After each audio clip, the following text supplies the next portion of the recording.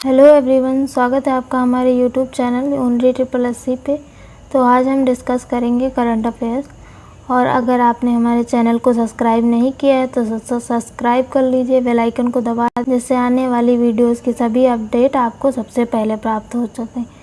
तो चलिए स्टार्ट करते हैं। आज का पहला क्वेश्चन है कि 27 सितंबर 2022 को टाटा स्टील ने कहाँ पर कदमा जैव विविधता पार्क का उद्घाटन किया है? तो इसका पहला ऑप्शन है जमशेदपुर, दूसरा है चंडीगढ़, तीसरा है जयपुर, चौथा है हैदराबाद। तो ये कदमा जैव विविधता पार्क है, इसका उद्घाटन टाटा स्टील के द्वारा कहाँ पे किया गया है? तो इसका सही ऑप्शन है ऑप्शन नंबर ए, जमशेदपुर में टाटा स्टील के द्वारा कदमा जैव विविधता पार्क का उद्घाटन किया गया है। यह जैव विविधता पार्क का मुख्य उद्देश्य यह होता है कि ग्रीनरी को बढ़ावा देना, जिससे जमशेदपुर के आसपास का जो एरिया है टाटा स्टील का, वहाँ पर हरे पेड़ पौधों को लगाकर वहाँ पे ग्रीनरी को बढ़ावा देना है। चलते हैं नेक्स्ट क्वेश्चन की तरफ। अगला क्वेश्चन है, नेक्स्ट क्वेश्चन है, हाल ही में भारत की तरफ से किसने संयुक्त समुद्री बल की वार्षिक परीक्षण अभ्यास ऑपरेशन सदर्न रेडियंस में भागीदारी की? तो इसका पहला ऑप्शन है आईएनएस अरिहंत, दूसरा है आईएनएस सुनैना, तीसरा है आईएनएस विक्रांत, चौथा है आईएनएस विराट। तो इसका सही ऑप्शन होगा आईएनएस सुनैना। आईएनएस सुनैना जो है इसमें CICMF में भाग ले रही है। तो देखिए जो CMF है ये 34 देशों का समूह है, जिसमें इंडिया इसका पार्ट नहीं है। लेकिन जब से इंडिया क्वाड में शामिल हुआ है तब से इंडिया ने कहा है कि वह इस समूह में शामिल होकर इसमें हिंद महासागर की रक्षा करने के लिए तत्पर है। इसलिए इंडिया भी इस एक्सरसाइज में भाग ले रहा है। अब हम बात कर लें आईएनएस सुनैना की। तो आईएनएस जो सुनैना है यह गोवा शिपयार्ड लिमिटेड द्वारा निर्मित है और जिसकी लंबाई 105 किलोमीटर है और यह दक्षिणी नौसेना कमांड सदर्न नेवल कमांड के तहत तैनात की गई है।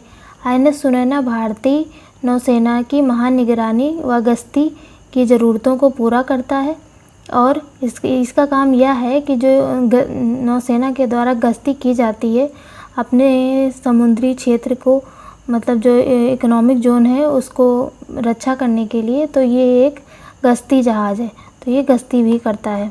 चलते हैं नेक्स्ट क्वेश्चन की तरफ। अगला क्वेश्चन है, नेक्स्ट क्वेश्चन है 28 सितंबर 2022 को कहाँ पर लता मंगेशकर चौक का उद्घाटन किया गया? तो इसका पहला ऑप्शन है नई दिल्ली, दूसरा है मुंबई, तीसरा है अयोध्या, चौथा है इंदौर। तो इसका सही ऑप्शन है ऑप्शन नंबर 3, अयोध्या। अयोध्या में लता मंगेशकर चौक का उद्घाटन योगी जी के द्वारा किया गया। देखिए जो लता मंगेशकर हैं इनका जन्म इंदौर में हुआ था। इंदौर जो है एमपी में इनका जन्म हुआ था और इनको स्वर कोकिला के नाम से भी जाना जाता है और इनको भारत रत्न दिया गया था 2001 में। और इस साल लता मंगेशकर अवार्ड जो शुरुआत की गई है, इसका पहला अवार्ड जो है PM मोदी को दिया गया है। ध्यान रखिएगा आप लोग, इम्पोर्टेंट है क्योंकि लता मंगेशकर का पहला अवार्ड जो है अभी इसी साल प्रारंभ किया गया। यह सबसे पहले किसको दिया गया है? तो यह सबसे पहले नरेंद्र मोदी को दिया गया है। चलते हैं नेक्स्ट क्वेश्चन की तरफ। अगला क्वेश्चन है कि सितंबर 2022 में सऊदी का नया प्रधानमंत्री किसे बनाया गया है? तो इसका पहला ऑप्शन है सलमान बिन अब्दुल अजीज, दूसरा है मोहम्मद बिन सलमान, तीसरा है प्रिंस खालिद, चौथा है प्रिंस सलमान खान। तो इसका सही ऑप्शन है ऑप्शन नंबर 2, मोहम्मद बिन सलमान को सऊदी का नया प्रधानमंत्री बनाया गया है। तो ये मोहम्मद बिन सलमान जो हैं सलमान बिन अब्दुल अजीज़ के पुत्र हैं, इन्हीं को इसीलिए इनको वहाँ का नया प्रधानमंत्री बनाया गया है। चलते हैं नेक्स्ट क्वेश्चन की तरफ। अगला क्वेश्चन है 28 सितंबर 2022 को भारत सरकार ने किसे चीफ डिफेंस स्टाफ के रूप में नियुक्त किया है? तो यह जो है 9 महीने के बाद नियुक्त किया गया है। मतलब 9 महीने के बाद बिपिन रावत की दुर्घटनावश मृत्यु जब हुई थी उसके 9 महीने के बाद नया चीफ डिफेंस ऑफिसर नियुक्त किया गया है। तो इसके ऑप्शन है लेफ्टिनेंट जनरल मनोज पांडे, दूसरा है लेफ्टिनेंट जनरल BS राजू, तीसरा है लेफ्टिनेंट जनरल अनिल पुरी, चौथा है लेफ्टिनेंट जनरल अनिल चौहान। तो इसका सही ऑप्शन है option number 4 lieutenant general Anil Chauhan, जो नए चीफ डिफेंस ऑफिसर हैं, ये नियुक्त किए गए हैं। इनका रिटायरमेंट हो चुका था, लेकिन ये फिर से नए चीफ डिफेंस ऑफिसर के रूप में नियुक्त किए गए हैं। अगर हम बात करें इनके बारे में तो हम लोग जान लेते हैं कि CDS का काम क्या होता है। CDS का काम ये होता है कि ये रक्षा मंत्री के लिए प्रधान सैन्य सलाहकार होते हैं। नंबर 1 रक्षा मंत्री का प्रमुख सैन्य सलाहकार होता है, प्रथम सैन्य सलाहकार होता है। दूसरा है कि चीफ ऑफ स्टाफ कमेटी के ये स्थायी अध्यक्ष होते हैं। और तीसरा है CDS का किसी सैन्य कमांड पर नियंत्रण नहीं होगा। और चौथा है कि CDS के जो 4 स्टार के जनरल होंगे, CDS को 4 स्टार मिलते हैं, CDS को 4 स्टार का जनरल माना जाएगा। चलते हैं नेक्स्ट क्वेश्चन की तरफ। अगला क्वेश्चन है 27 सितंबर 2022 को DRDO ने कहाँ पर कम दूरी की वायु रक्षा प्रणाली का सफल परीक्षण किया? तो इसका पहला ऑप्शन है हरिकोटा, दूसरा है रानीखेत, तीसरा है पोखरण और चौथा है चांदीपुर। तो इसका सही ऑप्शन है ऑप्शन नंबर डी, चांदीपुर। चलते हैं नेक्स्ट क्वेश्चन की तरफ। अगला क्वेश्चन है कि रानीपुर वन्य जीव अभयारण्य किस राज्य में स्थित है? तो इसका पहला ऑप्शन है सिक्किम, दूसरा है बिहार, तीसरा है मध्य प्रदेश, चौथा है उत्तर प्रदेश। तो रानीपुर वन्य जीव अभयारण्य उत्तर प्रदेश में स्थित है। चलते हैं नेक्स्ट क्वेश्चन की तरफ। अगला क्वेश्चन है हाल ही में चर्चा में रहा ऑपरेशन ऑक्टोपस किससे संबंधित है? तो पहला है ED और NIA, दूसरा है NGT, तीसरा है CBI, चौथा है CID। तो ये ऑपरेशन ऑक्टोपस है, ये ED तथा NIA से संबंधित है, ED तथा NIA से संबंधित है। क्यों किया ये ऑपरेशन ये PFI पर बैन लगाने के लिए, उनके अड्डों की जांच करने के लिए इस ऑपरेशन को किया गया है। चलते हैं नेक्स्ट क्वेश्चन की तरफ। अगला क्वेश्चन है प्रत्येक वर्ष हृदय रोग के बारे में जागरूकता फैलाने के लिए हृदय दिवस कब मनाया जाता है? तो इसका पहला ऑप्शन है 23 सितंबर, दूसरा ऑप्शन है 24 सितंबर, तीसरा ऑप्शन है 29 सितंबर, चौथा ऑप्शन है 26 सितंबर। तो ये विश्व हृदय दिवस हर वर्ष 29 सितंबर को मनाया जाता है, याद रखिएगा आप लोग। चलते हैं नेक्स्ट क्वेश्चन की तरफ। अगला क्वेश्चन है गुजरात में शुरू होने वाले 36वें राष्ट्रीय खेलों में कौन ध्वजवाहक रहेगा?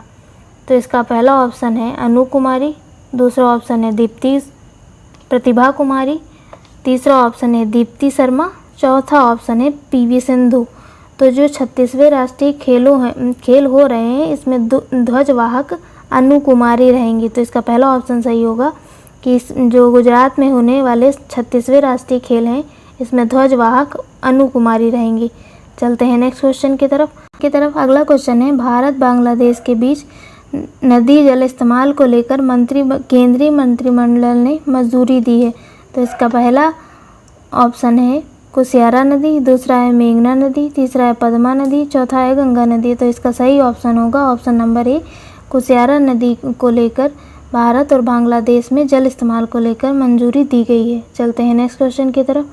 अगला क्वेश्चन है कि उज्जैन स्थित महाकाल कॉरिडोर को अब किस नाम से जाना जाएगा? तो इसका पहला ऑप्शन है श्री उज्जैन लोक, दूसरा है श्री महाकाल लोक, तीसरा है श्री महादेव लोक, चौथा है श्री अलंकेश्वर लोक। तो इसका सही ऑप्शन है option number B, Shri Mahakal Lok. जो महाकाल कॉरिडोर है, इसको अब श्री महाकाल लोक से नाम से जाना जाएगा, याद रखिएगा आप लोग। चलते हैं नेक्स्ट क्वेश्चन की तरफ। अगला क्वेश्चन है किस कंपनी ने हाल ही में देश की पहली इलेक्ट्रिक हैचबैक टियागो EV पेशकश की? EV मतलब होता है इलेक्ट्रिक व्हीकल। इलेक्ट्रिक व्हीकल को किसने पेश किया? तो पहला ऑप्शन है टाटा मोटर्स, दूसरा है हुंडई, तीसरा है मारुति सुजुकी, चौथा है फॉक्सवैगन। तो आपको बताना है इसमें से सही ऑप्शन कौन सा है। कौन सी कंपनी ने हाल ही में इलेक्ट्रिक हैचबैक टियागो EV को लॉन्च किया? तो इसका सही ऑप्शन है option number A, Tata Motors ने इलेक्ट्रिक हैचबैक टियागो को लॉन्च किया। चलते हैं नेक्स्ट क्वेश्चन की तरफ। अगला क्वेश्चन है एमपी स्टेट को कोऑपरेटिव डेयरी फेडरेशन किस बैंक के बीच एमओयू हस्ताक्षर में दुधारू पशु खरीदने और पशुपालकों को ऋण मिलेगा। मतलब जो एमपी स्टेट का डेयरी फाउंडेशन है और किस बैंक के बीच ये एमओयू साइन हुआ है कि अब दुधारू पशुओं पालकों को पालने के लिए ऋण मिलेगा। इसका पहला ऑप्शन है बैंक ऑफ इंडिया, दूसरा है पंजाब नेशनल बैंक, तीसरा है स्टेट बैंक ऑफ इंडिया, चौथा है रिजर्व बैंक ऑफ इंडिया। तो इसका सही ऑप्शन है option number C, State Bank of India और के बीच ये एमओयू साइन हुआ है कि अब दुधारू पशु को खरीदने के लिए किसानों को ऋण मिलेगा। चलते हैं नेक्स्ट क्वेश्चन की तरफ। आज के क्वेश्चन यही समाप्त होते हैं। अब हम डिस्कस करेंगे आज के कुछ महत्वपूर्ण तथ्य। पहला है टीबी हारेगा देश जीतेगा लक्ष्य किस वर्ष पूर्ण होगा? तो ये 2025 में होगा। टीबी हारेगा और देश जीतेगा ये लक्ष्य 2025 में पूरा होगा। नेक्स्ट है विश्व कैंसर दिवस कब होता है? तो विश्व कैंसर दिवस 4 फरवरी को तो होता है। नेक्स्ट है रेबीज मुक्त भारत का पहला राज्य है? तो रेबीज मुक्त भारत का पहला राज्य गोवा है। नेक्स्ट है बेतला राष्ट्रीय उद्यान कहाँ पे है? तो बेतला राष्ट्रीय उद्यान झारखंड में है। नेक्स्ट है जैव विविधता दिवस कब मनाया जाता है? तो जैव विविधता दिवस 22 मई को मनाया जाता है। नेक्स्ट है जल दिवस कब मनाया जाता है? तो जल दिवस 22 मार्च को मनाया जाता है। नेक्स्ट है पृथ्वी दिवस कब मनाया जाता है? तो पृथ्वी दिवस 22 अप्रैल को मनाया जाता है। नेक्स्ट है पैरा बैडमिंटन अकादमी कहाँ पे है? तो पैरा बैडमिंटन अकादमी अभी लखनऊ में खुली है। ये गोविंद स्पोर्ट्स जो कॉलेज है वहीं पे खुली है। नेक्स्ट है कि नाइट डिजर्ट सफारी कहाँ पे खुली है? तो नाइट डिजर्ट सफारी जो है ये भी लखनऊ में खुली। नेक्स्ट है 52वां टाइगर रिजर्व कहाँ पे खुला है? तो 52वां जो टाइगर रिजर्व है वो रामगढ़ विषधारी टाइगर रिजर्व है जो राजस्थान में है। नेक्स्ट है कि 53वां टाइगर रिजर्व कहाँ पे खुला है? तो 53वां टाइगर रिजर्व जो गुरु घासीदास टाइगर रिजर्व है ये है और जो छत्तीसगढ़ में है। गुरु घासीदास टाइगर रिजर्व कहाँ है? तो ये छत्तीसगढ़ में है। तो आज का लेक्चर यहीं समाप्त होता है। आपको मिलते हैं हम नेक्स्ट लेक्चर में। तब तक के लिए अगर आपने हमारे चैनल को सब्सक्राइब नहीं किया है तो सब्सक्राइब कर दीजिए, बेल आइकन को दबा दीजिए जिससे आने वाली वीडियोस की सभी अपडेट्स आपको टाइम पे मिलती रहें। और हमारे चैनल को सपोर्ट कीजिए जिससे आपके आने वाले सभी एग्ज़ाम की तैयारी हम लोग अच्छे से करा सकें। Thank you guys.